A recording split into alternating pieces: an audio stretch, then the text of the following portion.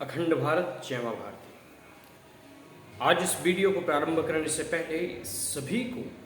जो भी इस देश के वासी हैं, इस देश के नागरिक हैं, चाहे भारत में रह रहे हैं या विश्व के किसी भी पटल पे अभी हैं, उन्हें आज के दिन मतलब 15 अगस्त की और स्वतंत्रता दिवस की हार्दिक शुभकामनाएं। ठीक है, कहा जाता है कि वो पहाड़ों की मंजिलें, वो खुशियों का डेरा, मुबारक हो आप सभी को स्वतंत्रता दिवस का सवेरा। ठीक है, तो आज जो है स्वतंत्रता दिवस का दिन है और हम लोग तमाम भारतवासी जो है पूरे के पूरे जो है हर्षोल्लास के साथ इस स्वतंत्रता की जो है पर्व को मनाया। ठीक है, लेकिन हम जैसे टाइटल और थंबनेल वगैरह में अभी आप लोगों ने देख लिया था कि हम लोग जो है आज बात करने वाले हैं इस वीडियो में विभाजन विभीषिका स्मृति दिवस के रूप में जो 14 अगस्त को मनाया गया था। जब हम बात करते हैं देश की आज़ादी की, देश की स्वतंत्रता को, तो स्वतंत्रता हमें यूं ही नहीं मिली। इसमें ऐसा कहा जाता है, कई एक इतिहास के पन्नों को आप पलटेंगे तो पाएंगे कि 7 से 8 लाख लोगों ने अपने प्राणों का आहुति दे दिया, अपने आप को बलिदान कर दिया, अपने आप को इस देश की आज़ादी के लिए न्यौछावर कर दिया, तब जाकर हम स्वतंत्रता जो है हासिल कर पाए। एक लंबा इतिहास रहा है संघर्ष का, और इतना करने के बावजूद भी हमारा राष्ट्र जो है कई खंडों में विभक्त हो गया और कह सकते हो कि 14 अगस्त की रात्रि को ही पाकिस्तान का जन्म हुआ। ठीक है, जो कि आज 3 राष्ट्रों में जो है बट गया है, पाकिस्तान, भारत और बांग्लादेश। तो कहने का मतलब है कि जो विभाजन विभीषिका, कहने का मतलब है कि विभाजन से देखो, देश की आज़ादी में 7 से 8 लाख लोगों ने अपने प्राणों की आहुति दी थी, उससे कहीं अधिक जो है प्राण और एक प्रकार से कह सकते हैं लोगों का जो कह सकते हो ना कि हत्या, लूट, मर्डर, उनका विस्थापन, 10 लाख लोग, ये एनसीईआरटी का ऑफिशियल डाटा है, मतलब एक प्रकार से कह सकते हो ये सरकारी आंकड़े हैं। 10 लाख लोगों की अधिक मृत्यु हुई है इस विभाजन में। ये विश्व की इतनी बड़ी त्रासदी है जितना कि कह सकते हैं कि विश्व युद्ध में भी इतने लोग नहीं मारे गए। तो वह जो विभीषिका थी पूरे के पूरे मानव समाज के ऊपर संकट, और आज भी जो पाकिस्तान और बांग्लादेश में जो हिंदू माइनॉरिटी वहाँ रह चुके हैं, उनकी आबादी कभी 30% हुआ करती थी उस कार्यकाल में, जब 47 के समय में। आज वो घटकर 7 से 8% हो चुकी है। उनके साथ आज भी उनका उत्पीड़न, शोषण किया जाता है, उन्हें उनका धर्म परिवर्तन कराकर जो है सबको इस्लामीकरण किया जा रहा है। तो ये जो विभीषिका है, यह भारत के लोग और खास करके हिंदुओं और सिखों ने जो इतनी प्रताड़ना झेली है, और जो लोग इस संकट के दौर से गुजरे हैं, उन्हें याद करने का क्षण जो है इस स्मृति पर्व के रूप में, मतलब विभीषिका, विभाजन विभीषिका स्मृति पर्व के रूप में जब मनाया गया, तो उन्हें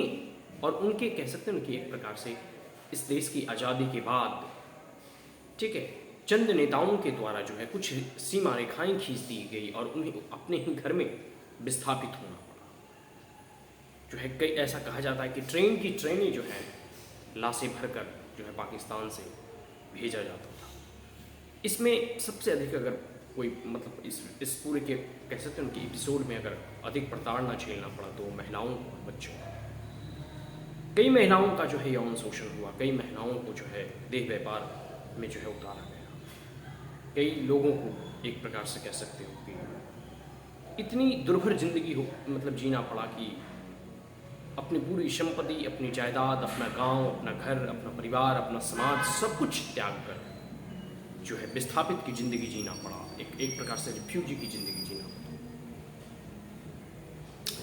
तो इन तमाम विभीषिकाओं से हमें सीखना है, और सबसे बड़ी बात है हम इसके कुछ कारण को जान लेते हैं कि आखिर इस त्रासदी का इतना बड़ा जो त्रासदी हुआ इसके कारण क्या थे। तो सबसे पहला, इससे कोई नहीं नकार सकता कि अंग्रेज इसके मुख्य कारण थे, और अंग्रेजों की जो पॉलिसी थी फूट डालो और शासन करो, डिवाइड एंड रूल की जो उसकी नीति थी, यह एक प्रमुख कारणों में से एक है। लेकिन एकमात्र यह कारण है ऐसा भी नहीं। दूसरा अगर प्रमुख कारण कहूँ तो हिंदू और मुसलमानों में मनमुटाव और इस्लामिक आक्रांताओं के द्वारा, इस्लामिक आतंकवादियों के द्वारा भारत पर कई आक्रमण किए गए, भारत के कई मंदिरों को जो है लूटे गए, उसे ध्वस्त किए गए। जैसे ज्ञानव्यापी अभी मैटर चल रहा है ना, कोर्ट में है, सोमनाथ मंदिर को 11 बार जो है लूटा गया। तो जो हिंदुओं के मन में कह सकते हो ना कि यह बात और इस चीज़ को लेकर भय था कि कहीं अगर इस्लामिक आक्रांताओं के द्वारा फिर से जो है एक प्रकार से कह सकते हो ना कि पूरे के पूरे जो भारत की संस्कृति थी, जो सभ्यता थी, जो उसे नष्ट करने का प्रयास किया गया, तो कहीं ना कहीं यह डर था कि आने वाले समय में जब अंग्रेज चले जाएंगे और जैसा महात्मा गांधी ने जिन्ना को प्रधानमंत्री बनाने के लिए जो है अपनी स्वीकृति प्रदान कर दी थी, तो एक प्रकार से यह भय था कि कहीं उनका फिर से शासन आया तो फिर से पूरे के पूरे समाज में जो आज हिंदुओं की स्थिति है और दिन प्रतिदिन बदतर होती जाएगी। ठीक है, और मुसलमानों को लगता था कि क्योंकि वो नैसर्गिक यहाँ के उत्तराधिकारी होंगे, अंग्रेज के चले जाने के बाद जो मुगल शासन था या फिर जो भी साम्राज्य था मुसलमानों का, वो इसके उत्तराधिकारी हैं, वो हिंदुओं के पूरे इस भारतवर्ष में और इस पूरे के पूरे आर्यावर्त में उनका जो है शासन का एक कह सकते हैं एकमात्र अधिकार है, और जबकि बहुसंख्यक जो है वो हिंदू समाज है। तो दूसरा कारण यह भी रहा हिंदुओं और मुसलमानों का मनमुटाव। ठीक है, और तीसरा कारण रहा जो है मुस्लिम लीग जो है, कह सकते हो ना, जो कि पूरे के पूरे जो है इस एपिसोड में जो मुख्य करता धरता है मुस्लिम लीग, जिसकी वजह से पाकिस्तान का निर्माण होता है। किस प्रकार से वो कई एक ऐसे दंगे फसाद जो है करता है, जिसमें कि कह सकते हैं कि फिर अंत में जो है कांग्रेस कहती है कि हमें विवश होना पड़ा, हमारे पास उतने ना ही प्रशासनिक अनुभव थे, ना ही अंग्रेज हमें सहायता कर रहे थे। ठीक है, और ना ही कह सकते हैं कि पूरी की पूरी शासन की बागडोर जो है अभी उनके हाथों में थी। चौथा अगर कारण की बात करूं तो कांग्रेस के द्वारा और कांग्रेस पार्टी के द्वारा अपीसमेंट की पॉलिसी, चाहे लखनऊ पैक्ट हो जिसमें सेपरेट इलेक्ट्रेट जो अंग्रेजों के द्वारा दिया गया था उसकी स्वीकृति हो, या महात्मा गांधी के द्वारा मुसलमानों का पक्ष लेना हो, भोपाल रिबेलियन कह सकते हो विद्रोह वगैरह, या फिर हिंदुओं का नरसंहार वगैरह, या जहाँ जहाँ भी दंगे फसाद होते थे। ठीक है, इतने होने के बावजूद भी ठीक है जो हिंदू महासभा के द्वारा कहा जाता था या आरएसएस के द्वारा जो कहा जाता था, हिंदुओं की जो आवाज़ें उठाई जाती थी उनकी बातों को नज़रअंदाज कर दिया जाता था। उन्हें लगता था कि मुस्लिम और हिंदू एकता के लिए हम कितना ही अपीस क्यों ना करें, तभी हम एकता स्थापित हो सकता है। एक खिलाफत का इशू आया, खिलाफत आंदोलन आया, उसमें जो है किस प्रकार से जो है एक बाहर का इशू था, मतलब भारत का उससे कोई लेना देना नहीं था, सिर्फ और सिर्फ यह था कि भारत के मुसलमान जो हैं पूरे के पूरे वैश्विक कहीं भी अगर ऐसे कोई इस्लाम में कुछ भी अगर घटनाएं घटती हो तो उससे वो जुड़े रहते हैं, उनका अपना एक भाईचारा है, देश से उनको कोई मतलब नहीं। जिस देश में और जिस ज़मीन में खाते हैं, जिस मिट्टी में कह सकते हैं ना कि वो पलते बढ़ते हैं, उनका कोई मतलब नहीं। हाँ, टर्की में क्या हो रहा है, उनके खलीफा के साथ क्या हो रहा है, उनको उससे अधिक मतलब है। तो उसके कारण फिर महात्मा गांधी का जो है नॉन कॉर्पोरेशन मूवमेंट, यह भी एक अपीजमेंट की पॉलिसी थी। आप अगर कह सकते हो ना कि कई एक ऐसे एपिसोड्स को देखोगे, चाहे बेबल प्लान आया, क्रिप्स मिशन आए, ठीक है, क्रिप्स प्लान आया, या फिर ऑफर आया, अगस्त ऑफर आया, कैबिनेट मिशन आए, तो कई एक आप जो है पूरे के पूरे क्रोनोलॉजी को देखोगे तो कांग्रेस के द्वारा हमेशा मुसलमानों को अपीज करने का प्रयास किया गया। हमेशा जो है कांग्रेस जो है उनके सामने उनकी बातों को लेकर हमेशा झुकती रही, और यही फिर चाहे गोलमेज सेकेंड जो है राउंड टेबल कॉन्फ्रेंस हो रहा था इंग्लैंड में, उस वक्त भी जो है कांग्रेस जो है हमेशा मुसलमानों की बातों को जो है स्वीकारती गई, और अंत में हुआ यही कि मुस्लिम लीग को लगने लगा कि हम जो बातें कहेंगे उसे कांग्रेस को मानना ही होगा, और इसी जो है कह सकते हो ना कि एक प्रकार से ना जो कांग्रेस हमेशा घुटने टेक देती थी, आज भी कांग्रेस की वही नीति। आज रिसेंटली जो है एक समाचार सुन रहा हूँ कि SDPI के कुछ कार्यकर्ता वगैरह जो है वीर सावरकर की जो है फोटो जो कि स्वतंत्रता सेनानियों के समकक्ष लगी थी उसे हटाने का प्रयास किया। ठीक है, तो ये सब कांग्रेस की जो अपीजमेंट की पॉलिसी है ना, ठीक है, जो आतताई हैं, जो आक्रमणकारी हैं, उन्हें इतिहास में महिमा मंडित करना। मध्यकालीन इतिहास को पढ़ो, NCERT में कितने महिमा मंडित किया गया है।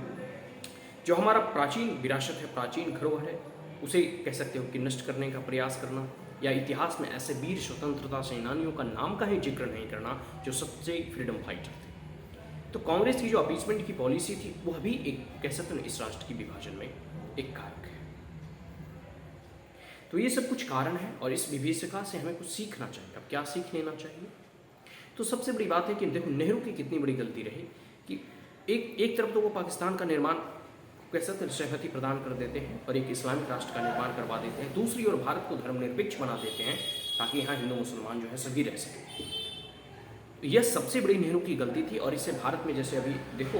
पटना वगैरह से कई एक ऐसे इंसिडेंट सुनने के आ रहे हैं जिसमें NIA वगैरह जांच भी कर रहे हैं कि 2047 तक जो है भारत को एक गजवाए हिंद जो है पूरे के पूरे जो है इस्लामीकरण करने का प्रयास किया जाए। क्या उनका एजेंडा है? तो कहने का मतलब है कि जब अगर इस्लामिक राष्ट्र की स्थापना हो ही गई तो भारत में मुसलमान क्यों रहे, और अगर भारत में मुसलमान रहे तो फिर राष्ट्र का विभाजन का औचित्य क्या था? और अगर राष्ट्र विभाजित हुआ तो फिर विभाजन कैसा? सिर्फ जमीन का? लोग यहाँ रहे क्यों? और वहाँ जो विस्थापित हिंदू थे वहाँ भारत लाया क्यों नहीं? डॉक्टर अंबेडकर का भी यही मानना था कि जब तक पूरे के पूरे पॉपुलेशन का ट्रांसफ़र नहीं होता तब तक पूर्ण रूप से विभाजन जो है नहीं माना जाएगा। तो ये जो पाकिस्तान सिर्फ बना नहीं, आज भी देखो कितने टेररिस्ट वगैरह का जो है एक्सपोर्ट पाकिस्तान के द्वारा किया जाता है भारत में। जम्मू कश्मीर का पूरा इशू और पूरा का पूरा जम्मू जो हिमालय है, ठीक है, वो खून से हमेशा लथपथ रहता है। 2-3 दिन पहले ही कई एक वीर जो है ना, 2-3 कह सकते हो कि सेनाओं की जो है एक प्रकार से वहाँ सेना जो है वहाँ बलिदान हो जाते हैं, वहाँ शहीद हो जाते हैं। तो आज भी जो टेररिस्ट का सेफ हेवन पाकिस्तान है वो भारत के लिए कितना घातक है, इससे आप भली बात ही परिचित है। तो एक प्रकार से पूरे के पूरे, और वह जो पाकिस्तान है यह एक आइडियोलॉजी है अपने आप, जो भारत में मुसलमान रह रहे हैं। कई एक मुसलमानों को आप देखते होंगे कि मतलब अगर इंडिया मैच हारती है पाकिस्तान से तो वो उत्सव मनाते हैं। दरअसल वो पाकिस्तान की कह सकते हैं जीत पे अगर उत्सव मनाए तो कोई आपत्ति नहीं है, कोई भी देश किसी विदेश के जीत के उत्सव में सम्मिलित हो सकता है, लेकिन वास्तविकता तो यह होता है कि वह भारत की हार में उत्सव मनाते हैं, भारत की पराजय में जो है वो जो है खुश होते हैं। तो ये सब जो मंसूबे हैं, चाहे गजवाए हिंद का 2047 तक, या भारत का पूरे के पूरे इस सिविलाइजेशन को, इस संस्कृति को नष्ट करने का प्रयास, या फिर पॉपुलेशन एक्सप्लोजन जो होगा, तो ये सब सारी चीज़ें जो है इससे भारत को सतर्क रहना चाहिए। और अगर भारत पूरे के पूरे कह सकते हैं कि एक इस्लामिक राज्य बना दिया गया तो इसे हिंदू राष्ट्र घोषित कर देना चाहिए। ठीक है, फिर देखिए आने वाले समय में क्या जो है सरकार के द्वारा या लोगों के द्वारा जो है ना प्रयास किए जाएंगे, या फिर किस दिशा में जो है भारत आगे बढ़ता है, ये समय बताएगा। लेकिन हाँ, पाकिस्तान का निर्माण और भारत में रह रहे मुसलमान, ये दोनों जो है भारत के अस्तित्व और हिंदुओं और सनातनियों के अस्तित्व के लिए संकट खड़ी करेगा आने वाले भविष्य में। और सबसे बड़ी बात है, विभाजन से हमें यह सीख लेना चाहिए कि किसी भी परिस्थिति में, अगर चाणक्य की बात करूँ, कौटिल्य चाणक्य की बात करूँ, क्योंकि मैं मगध से हूँ, तो पूरे के पूरे जब मगध इतिहास को पढ़ता हूँ तो किस प्रकार सम्राट अशोक या चंद्रगुप्त मौर्य का शासनकाल जो है उधर तक्षशिला, गंधार वगैरह पूरा का पूरा जो आज का अफगानिस्तान से होते हुए कलिंग तक था। तो हमारा जो अखंड भारत था उसको खंड खंड विभाजित जो है इस मुसलमानों और इस जिन्ना जैसे गद्दार व्यक्तियों ने किया। तो एक प्रकार से कह सकते हैं कि भारत को हमेशा सतर्क रहना होगा, अपनी संस्कृति के लिए, अपने राष्ट्र की रक्षा के लिए हमेशा सजग रहना होगा। ऐसे कोई भविष्य में आपत्ति आए इसके लिए जो है उन्हें पूर्व अवलोकन करना होगा, उन्हें पूर्व जो है ना पहले से ही ध्यान देना होगा। और सबसे बड़ी बात है, कौटिल्य चाणक्य के अगर सिद्धांतों को अगर चले, उन सिद्धांतों को अगर माने, तो उनका जो अखंड भारत का सपना था, आज भी कई एक लोगों ऐसा लगता है कि हमें जो आज़ादी मिली वो अखंडित भारत को आज़ादी मिली। तो सबसे बड़ी बात है कि किसी भी परिस्थिति में भारत और मातृभूमि का विभाजन कौटिल्य चाणक्य को स्वीकार नहीं था, तो हमें और आपको कैसे स्वीकार? आज भी शारदा देवी का पीठ, आज भी तक्षशिला का वो खंडर, आज भी गंधार, कैकेयी प्रदेश, लव और कुश के द्वारा बसाई गई लाहौर, ठीक है, सिंध प्रांत जो महाराजा पोरुष के था, तो ये सब, फिर पूरी की पूरी सिंधु घाटी सभ्यता जो हमारी सभ्यता है, जो सरस्वती और सिंधु की सभ्यता है, आज भी उसमें अपनापन झलकता है। तो आज के लिए इतना ही। हम इस विभाजन की विभीषिका से यह सीख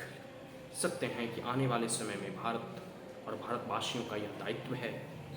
कि वह अपने आप को तैयार रखें और ऐसे कई एक इस्लामिक षड्यंत्रों से जूझने के लिए अपने आप को सदैव तत्पर रखें, और जहाँ तक हो सके इसे हिंदू राष्ट्र घोषित करने में